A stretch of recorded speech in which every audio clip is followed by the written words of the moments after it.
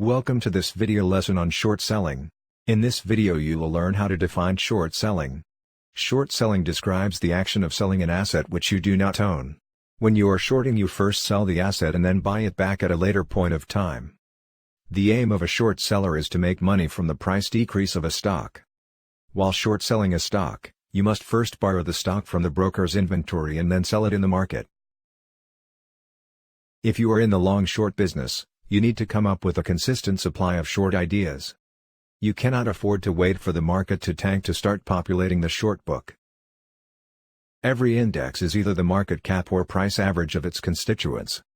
This means that roughly half the stocks will outperform the index, while the other half will underperform the average. Simply said, a rising tide lifts all boats, but they do not travel at the same speed. Let us understand how this speed varies with the help of an example. This is an image of the S&P 500. And a simple count of outperformers and underperformers using a method we will see in detail further along the course. In the picture, as the S&P 500 rose from its lows in 2019, the number of underperformers and outperformers did not vary much over time.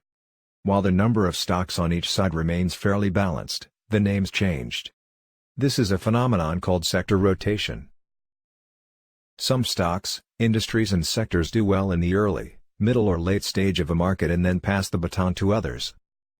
In the next unit, you will learn about the long-short strategy, where short selling is extensively used.